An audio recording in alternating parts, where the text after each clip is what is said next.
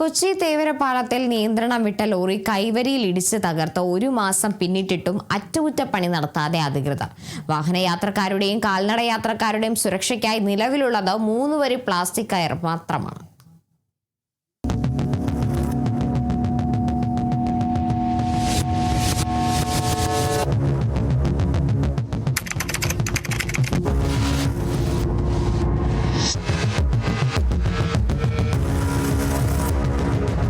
കഴിഞ്ഞ ജൂൺ 11-നാണ് നിയന്ത്രണം വിട്ട ലോറി പാലത്തിന്റെ കൈവരിയിലേക്ക് ഇടിച്ചു കയറി അപകടമുണ്ടായത്.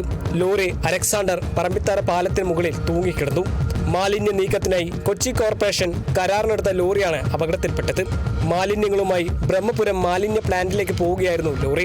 എന്നാൽ അപകടം നടന്ന് 1 മാസം പിന്നിട്ടിട്ടും പാലത്തിന്റെ കൈവരികൾ പുനർനിർമ്മിക്കാൻ അധികൃതർ ഇതുവരെ തയ്യാറായിട്ടില്ല.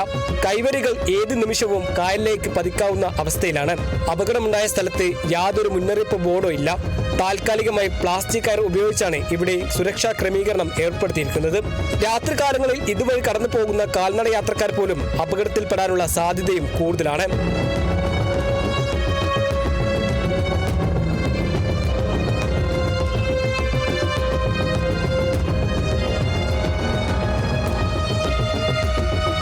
കുണ്ടന്നൂരിൽ നിന്നും ഐലൻഡിലേക്ക് പോകുന്ന വഴിയാണ് പാലമുള്ളത്. ദിവസേന നിരവധി വാഹനങ്ങളാണ് ഇതുവഴി കടന്നു പോകുന്നത്. ഇതിന് താഴെ കൂടിയാണ് ബോട്ടും മറ്റു ജലയാനങ്ങളും കടന്നു പോകുന്നത്. ആ സമയം കൈവരികൾ കായലിലേക്ക് പതിക്കുകയാണെങ്കിൽ മറ്റൊരു അപകടമുണ്ടാകാനുള്ള സാധ്യതയും കൂടുതലാണ്. ഇവിടെ ഈ അപകടം നടന്നിട്ട് 1 മാസം കഴിഞ്ഞു. എന്നാൽ ഈ കൈവരികൾ ഇതുവരെ പുനഃസ്ഥാപിക്കാൻ അധികൃതർ തയ്യാറായിട്ടില്ല. ഇനിയും ഒരു അപകടത്തിന് കാത്തു നിൽക്കുകയാണോ എന്നതാണ് നാട്ടുകാരുടെ ചോദ്യം. കൊച്ചിയിൽ നിന്നും ക്യാമറമാൻ ഗീതേഷിനോടൊപ്പം രാജശ്രീനിവാസൻ, കേരള വിഷൻ ന്യൂസ്.